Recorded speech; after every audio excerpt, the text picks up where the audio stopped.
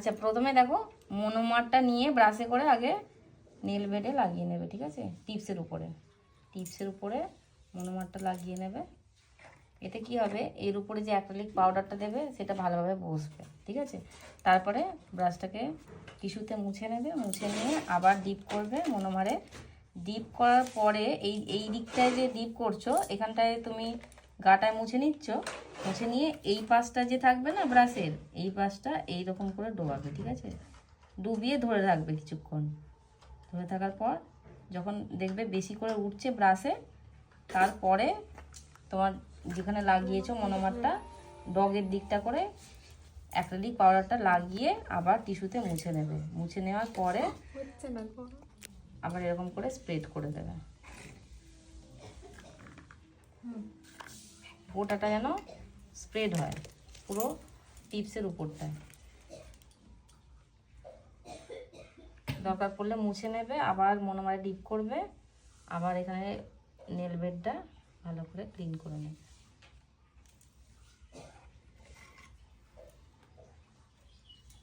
আগে ফার্স্ট মানে তোমার ডগের দিক থেকে উপরের দিকে করে যাবে।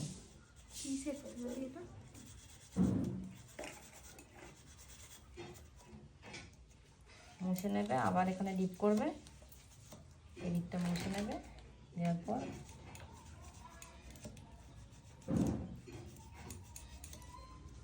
আবার উপরটায় রাখবে, এর উপরটা মুছে নিয়ে তারপরে আবার স্প্রেড করবে। দেখো একটার সঙ্গে একটা মিশিয়ে যেতে দেবে, ঠিক আছে?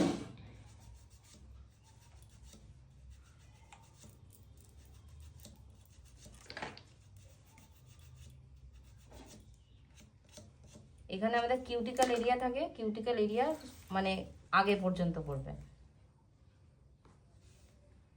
এটা আমাদের মানে রিয়েল নেলের উপর করলে মানে কারো হাতের উপর করলে বেটার হয়।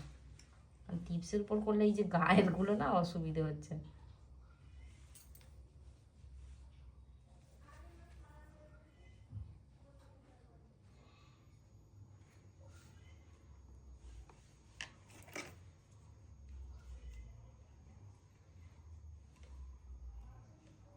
এটা যখন আবার ফাইল করে আমরা বাফিং করব তখন আবার ঠিক হয়ে যাবে।